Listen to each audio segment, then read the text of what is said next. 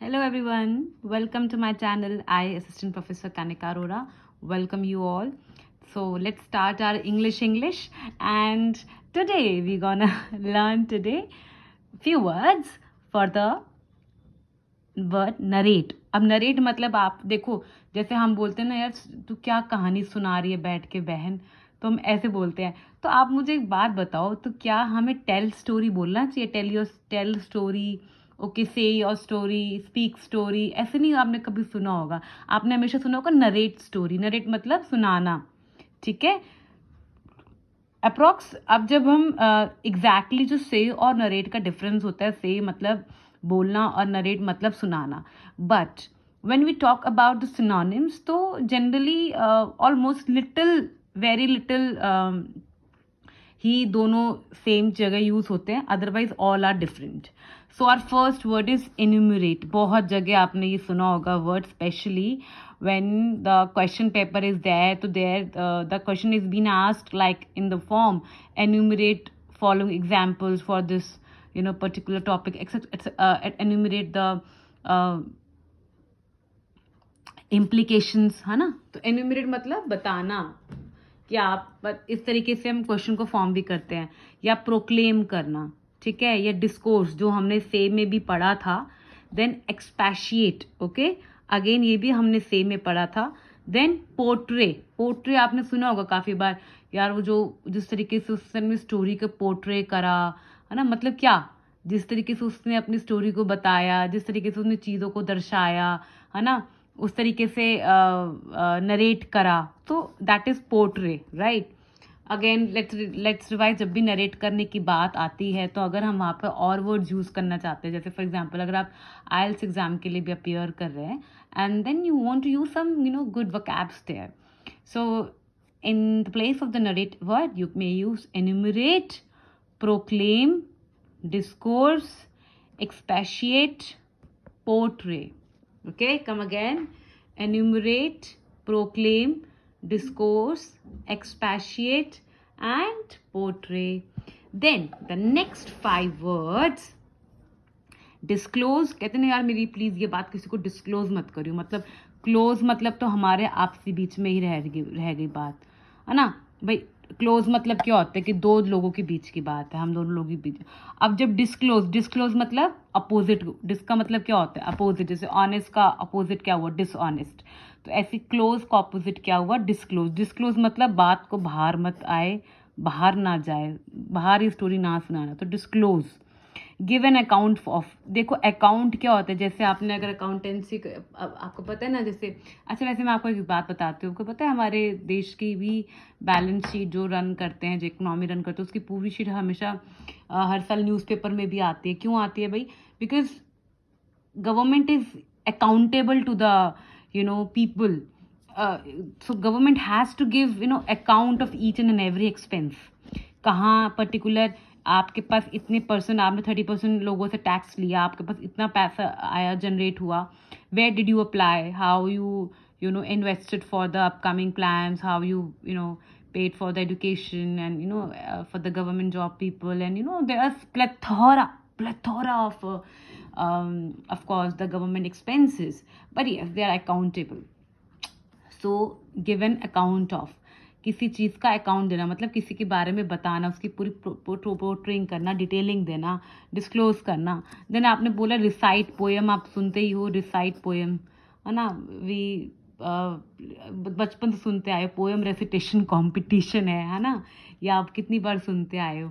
सो recite, अच्छा poem नहीं होता है please. It's now the pronunciation is pom. Okay, आज भी ठीक है. Many of us have this habit to speak like this, but it has been changed. Now it's poem, not poem. Okay, recite poem.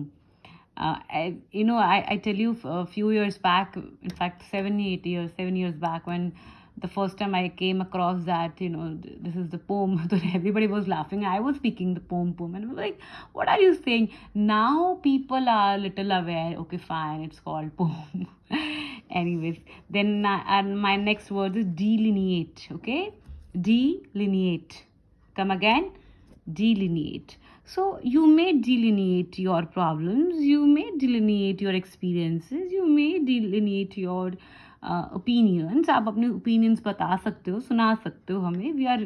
We are all ears to you. Then lay bare. Bare मतलब तो होता है ना naked. तो आप किसी चीज़ को खोल रहे, जैसे कहते हैं ना कि यार तुम पूरी बातें तुमने खोल दी, घर की बातें बता दी, बाहर सब ले आए, laying bare. So we have the 10 words whenever we want to say कि भाई बताना, बोलना, आप कहना चाहते हैं, सुनाना, आप words को use करना चाहते हैं, तो there are words. Real revising. First is enumerate. Second is proclaim. Third is discourse. Fourth is expatiate. Fifth is portray. Sixth is disclose. Seventh is give an account of. Eighth is recite. Ninth is delineate. 10th is lay bare. Okay, and now we will be learning for the few words for the hide. ठीक है, hide मतलब छिपाना, सबको पता ही है. Hide मतलब छिपाना. तो छिपाने की जब हम बात करते हैं तो उसको हम क्या बोलते हैं? बरी. डिस्गाइज. वेल मतलब होता है, स्पेशली मैं आपको बता दूं, वेल उसको बोलते हैं जो सर पे वो लेते हैं ना, घूंघट लेते हैं ना, जो लेडीज घूंघट लेती हैं, वो घूंघट को वेल कहते हैं.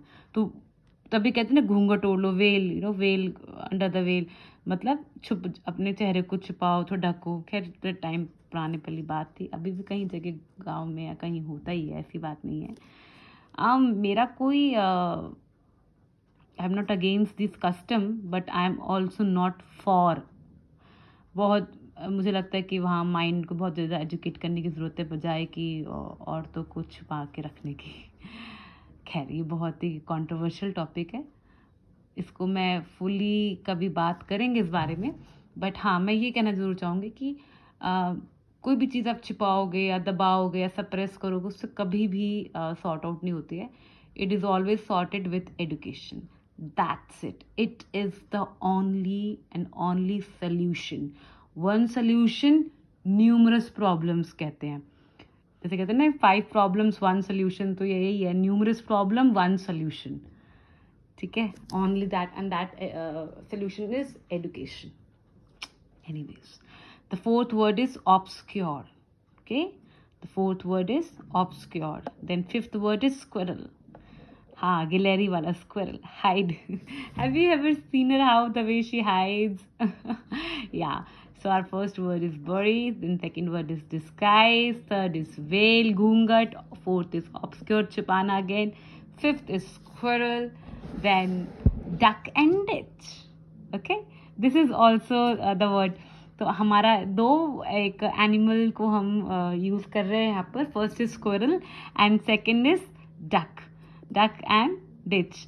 डिच मतलब ये आपने बहुत बार सुना होगा, तूने मुझे डिच कर दिया. डिच करने मतलब क्या? छुपके से वार किया, धोखा दिया. धोखा तो अंधेरे में ही दिया जाता है ना, छुपके दिया था. सामने से तो ना धोखा दिया जाता है, सामने तो तुमको सामने काम कर ही रहा है.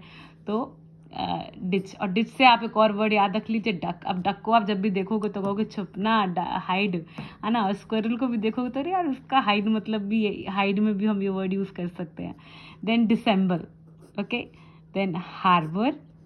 केच आपने जनरली फोन्स में देखा होगा, क्या आता है ना केच हिस्ट्री. आप समथिंग दैट इज हिडन, वो फॉर्म निकलता है, तो आप उसको भी डिलीट करना चाहते हो, क्योंकि आप मान लीजिए आपने ना फ़ोन में क्या क्या देखा है. आप मेरे सामने लेट्स से आपने मेरा ही फ़ोन रन करा और थोड़ी देर के लिए आपने मेरे से फ़ोन लिया और आपने जो जो चीज़ देखी आपने सोचा मैं तो अब हटा दी, बंद. पर जो अगर मैं अपनी केच में जाके देखूंगी तो मुझे पता चल जाएगा ना कि आपने क्या क्या देखा था. It is hidden there. तो cache means hidden one. Stifle. Okay, कोई भी हम छिपाने की बात करते हैं तो स्टिफल. यार don't stifle your problem with me. अपनी बातों को, अपनी प्रॉब्लम को मेरे से छिपाओ मत. ठीक है. so he ditched me, he ducked, dissembled. How can you dissemble the real elements, right? The harbor, it has to be harbored, it has to be hidden. Now I could see in the cage, or don't dare to stifle your problems with me, from me, है ना. Then we have a bury. Don't bury the truth. Don't bury the truth. सच को दबाओ मत. Don't disguise it. Then veil, घूंघट, obscure again. Nothing will be happening by obscuring these things. Then squirrel, है ना. Squirrel कहते हैं ना कि छुपाना. जब भी हम कहते हैं ना, हाँ please I know you are squaring the truth, you are squaring your all the expenses you had made today. तुम अपने सारे किए गए एक्सपेंसेस को छिपा रहे हो. तो ये है ना. तो we learn 10 words. Do not forget to like, share and subscribe my channel. Thank you everyone. See you in the next video.